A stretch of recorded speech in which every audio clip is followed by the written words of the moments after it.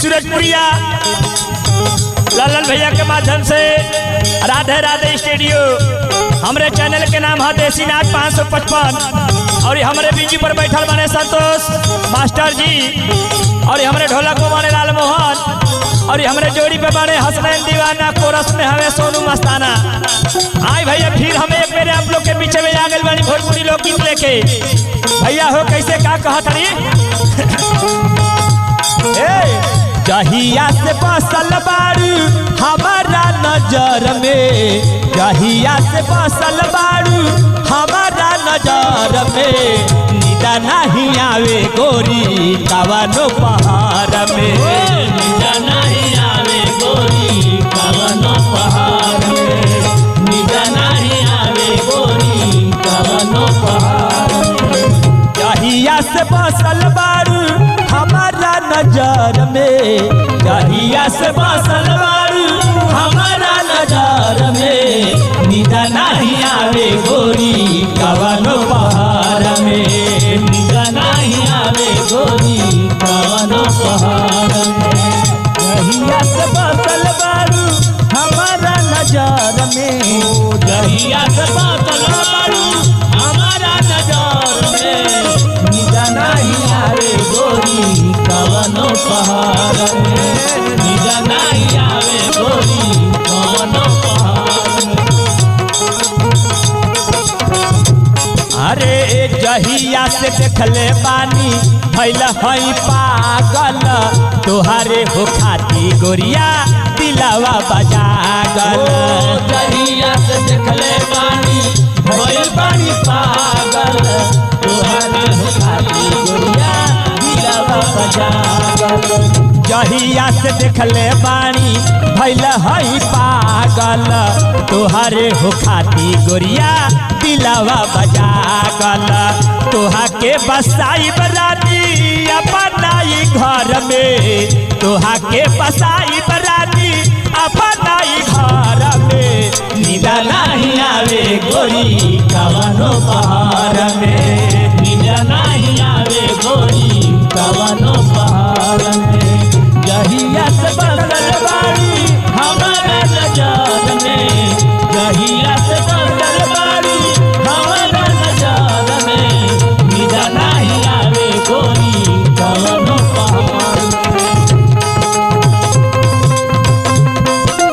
वाह मास्टर वाह कैसे भैया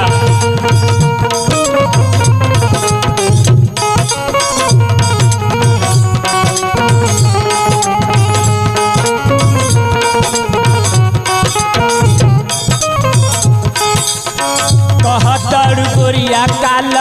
मिले खाती आई बा कहिए के नाही हमसे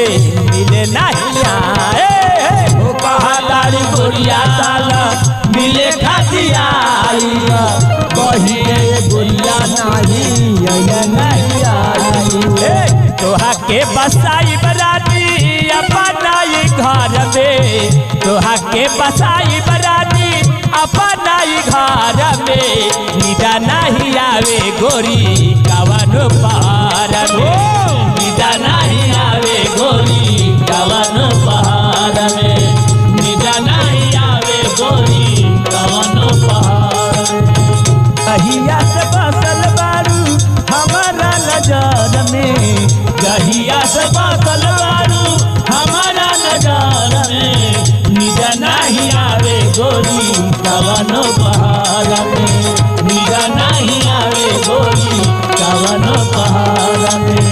जहिया से बसल बारू हमारा नजर में जहिया से बसल बारू हमारा नजर में निदा नहीं आवे गोरी कवनो पहाड़ में निदा नहीं आवे गोरी कवनो पहाड़ में निदा नहीं आवे गोरी कवनो पहाड़ में।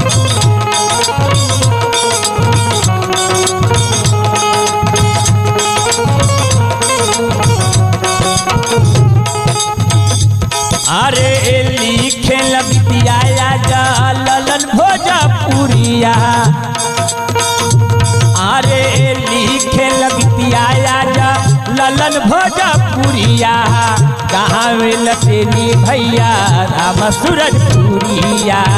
लिखे लगिया राजा ललन भोजपुरिया गावे लतेनी बाबू हवे सूरजपुरिया तोहा के बताई बजाती अपनाई दिल में तोहा के बताई बजाती अपनाई दिल में निदा नहीं आवे गोरी कवनो पहाड़ में निदा नहीं आवे गोरी कवनो पहाड़ में